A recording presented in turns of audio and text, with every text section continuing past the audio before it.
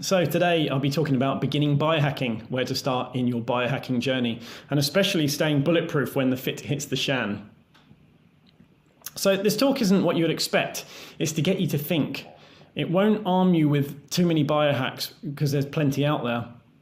I'll help you target where to start and cover a few and why you should. I consider myself surface deep on topics, and like to bring awareness to areas that you might not have considered because you may be much further down the rabbit hole. So, firstly, what is biohacking? Well, it's a systems thinking approach and a lifestyle. It's also the art and science of using nature, technology, and self-experimentation to take control of your own biology to optimize your health, performance, and well-being. It's targeted and quantified self-optimization. It's using data wherever we can get it and not guesswork. It's either using nature, mimicking a natural environment in an unnatural world. It's preventative healthcare for longevity versus curative sickness care. It's figuring out why and then fixing it. Most importantly, Dave, and biohacking has made health fashionable. So it's also important to cover what it's not, because there's a lot of talk in the media about biohacking and they often get it mixed with transhumanism. So it's not having chip implants in your hand. They often get it confused with CRISPR, which is gene editing as well. It's not that either. It's essentially biohacking to optimize your health. So what biohacking does do is it brings in the best from quantified self-movement, preventative and functional medicine, nutrition and the key diets, the fitness industry when it's relevant to optimizing health, and the longevity space as well. It's flexible. It uses the best from all the fields. It's not just stuck in one mindset. It's without ego or preset beliefs, and it's a problem-solution mindset, nothing more. Traditional medicine treats a diagnosis, like strep throat, with antibiotics, and everyone gets treated the same. They treat the diagnosis that corresponds with the symptoms, but biohacking looks at the why. So these are some very fun things and really good to get you some wins, but they're not fundamental yet. You know, we've got things like PMF, IV, laser IV, EMF protection, hyperbaric oxygen therapy, red light therapy, and various supplements. And they all mimic nature and our ancestry somehow. You may have heard of them, and I've tried them all. It's not about being obsessive or panic buying every one that's released. It's about getting the fundamentals right. And it starts with these three areas: mind, body, and environment. So mind covers things like psychological health, flow states, brain training, and neurofeedback, which I know Dave's a huge fan of with 40 years of Zen, of course. Being mindful or having meditation practice, using nootropics, and then spirituality and energy as well. The body covers more things like the gut and liver, sleep and circadian rhythm, heavy metals and detoxification, and oral and dental health. And environment are things like oxygen and breathing, or junk light or natural light, or mold issues, and all of these. So everything in biohacking fits into these three categories.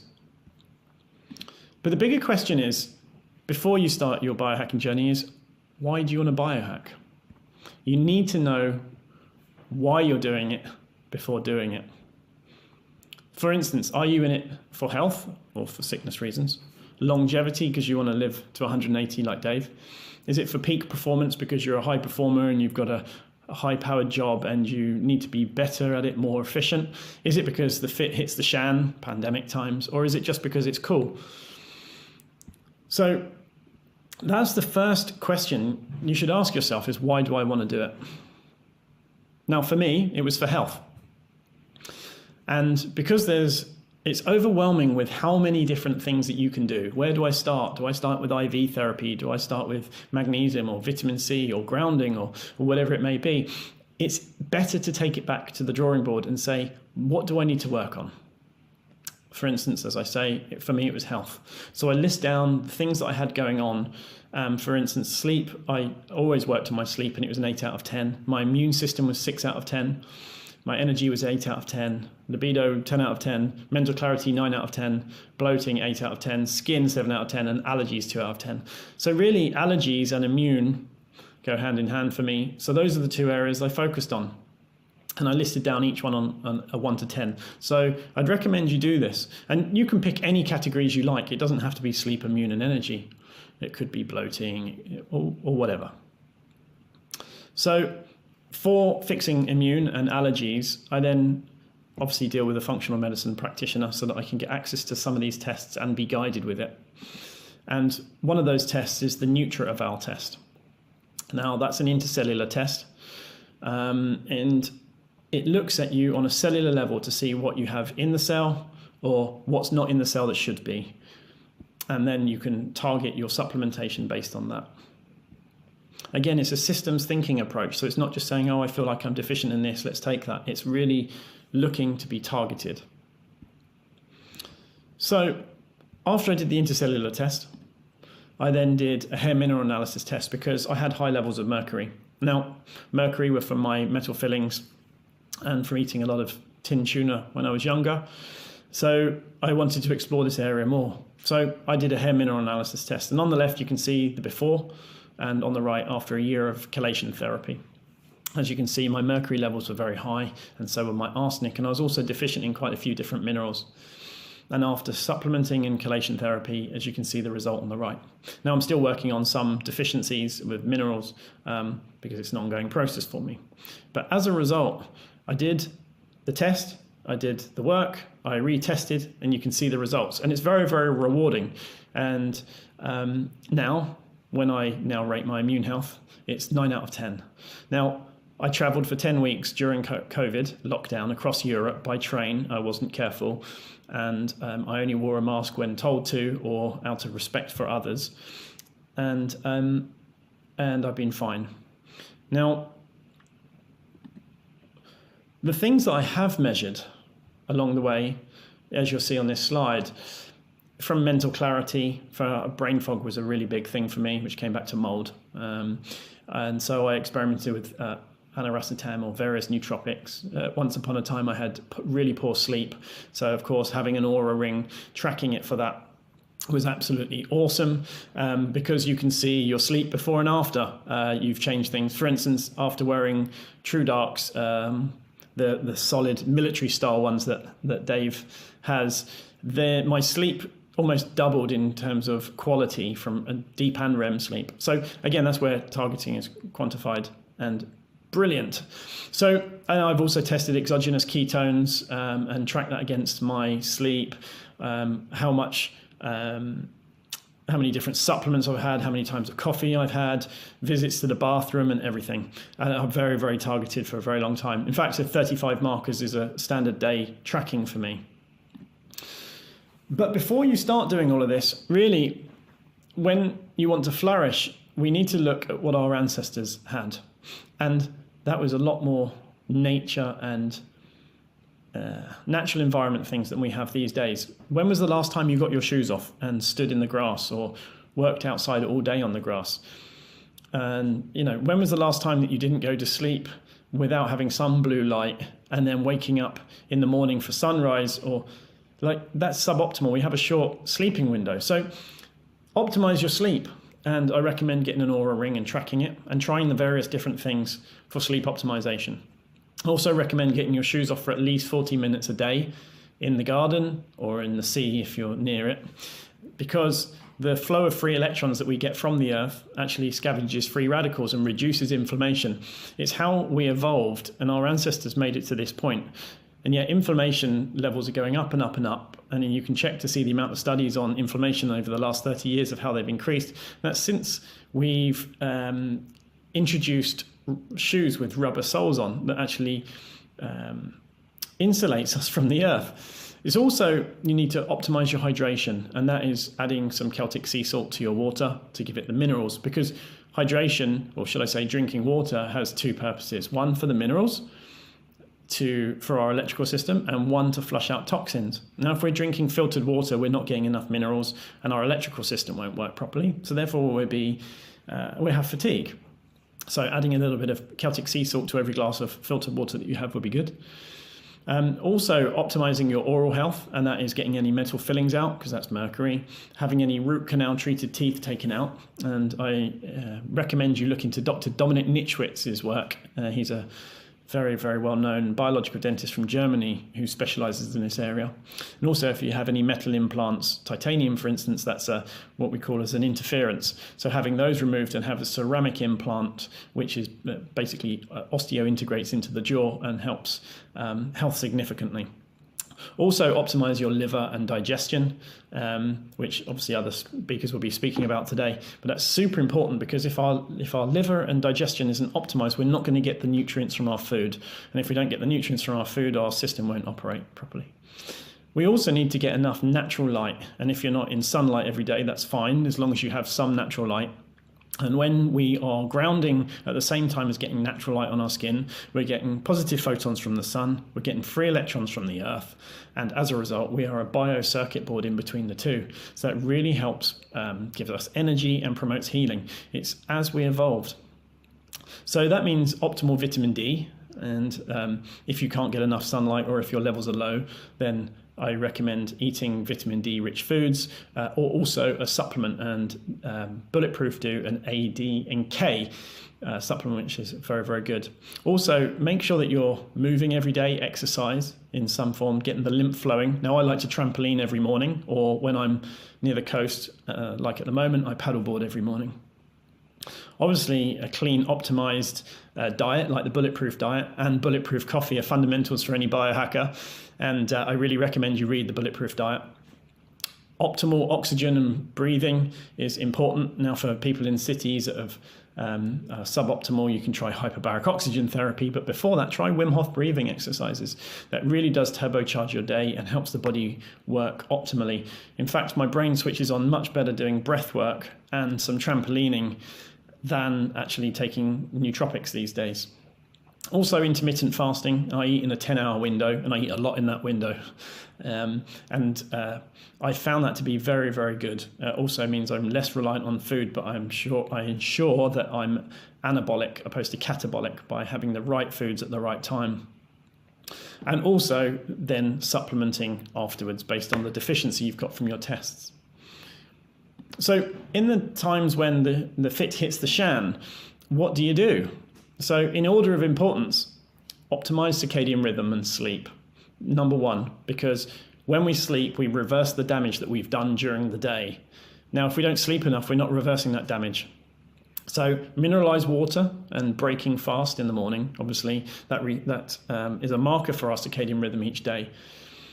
Also, exercising before 3 p.m. like our ancestors would. They would wake from sunrise, they would go and kill an animal or collect food, bring it back to the cave for the family to eat. That would be their main point for exercise. But when people exercise at 4, 5 or 6 o'clock in the evening, it stresses them out and doesn't help their sleep as much. So timing is really important there. Eating last around sunset, not afterwards. Now, based on Dr. Sachin's pandas work, is that we produce up to 50 times less insulin after sunset or around sunset, which means that if we eat after sunset, our blood glucose levels stay high. So that then means that we're processing it during the night and storing it as fat. Now, there were some studies that he did that showed that they gave the same diet to 2 sets of rats. One could access their food around the clock all day, every day, and the others could eat in an 8-hour window. The ones that ate in an 8-hour window lost weight. The ones that didn't, that had access to the same amount of food all day, every day, didn't. And that's because the insulin doesn't, you don't produce as much insulin after sunset, and therefore storing it. So it's really important to optimize the timing of your food and your supplements and your exercise, because that all helps with your sleep. That also means wearing blue blocking glasses after sunset, especially when you're using blue devices. I really recommend it, and I see 20 to 30% increases in deep and REM sleep as a result of using blue blocking glasses. It really screws with us, and they're popular with biohackers for a reason.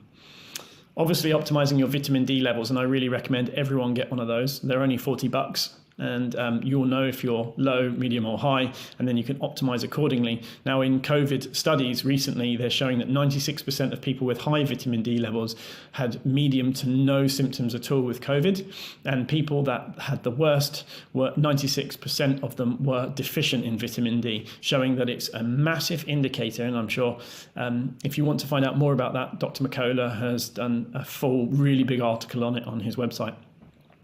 I also take NAC. It's a precursor to glutathione in the morning on an empty stomach and before bed as well. I consider that a protective measure.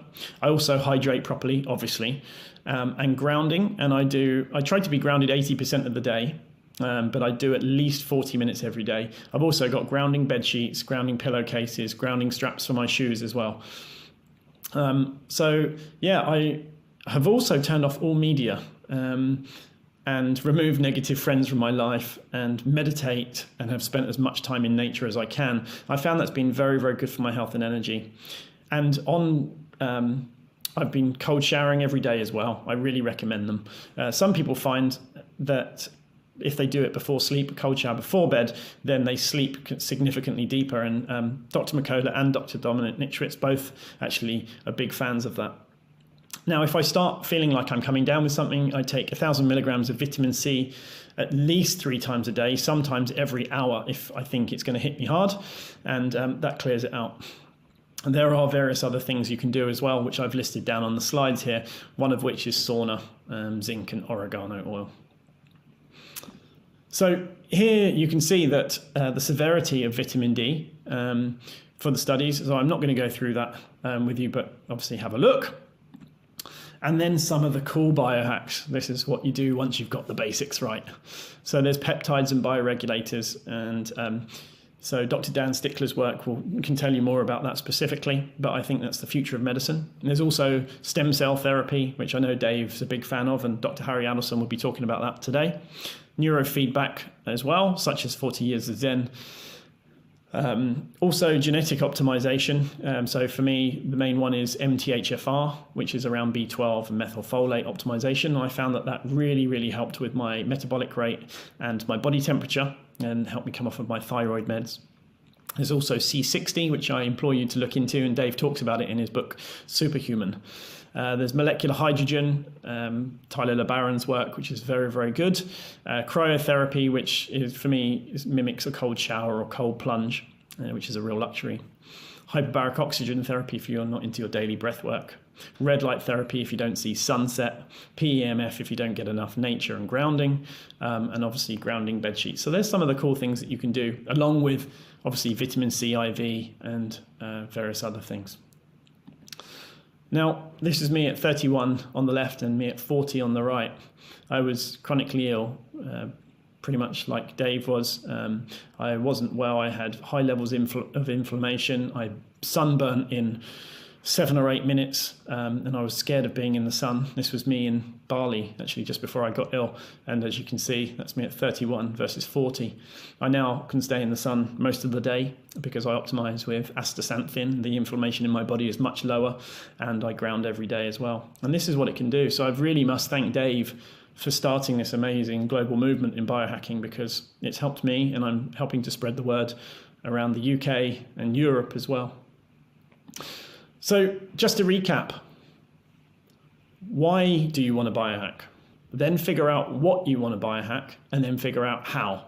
Now, all of the experts that you'll be hearing talk today and Dave's books will explain the how, but it's down to you to figure out the why you want to do it and the what that you need to do. So I hope today has laid out the way for you to be able to do that. You need to be a researcher, and your body is the only thing you will ever own. Now, you service your car once a year, so why wouldn't you service your body more regularly? So, as Dr. Ted Akikoso says, the prescription for optimal health is very simple. Sleep well, eat well, hydrate well, breathe well, move well, sun well, ground well, relate well, and love well. And I really think that's the prescription for optimal health. Some more resources for you. Obviously, the Bulletproof Diet is the best book out there, the fundamental way into starting biohacking. Also, the Health Optimization Summit over here in London, that happens every year. Superhuman by Dave as well is brilliant. Dr. McCullough or McCullough.com is probably the biggest resource for me in my journey, along with Bulletproof Radio. And if you want to keep up to date with my journey and the cool biohacks that I'm doing, I'm at Tim Biohacker on Instagram. Thank you very much for watching today, and I hope you enjoy the event.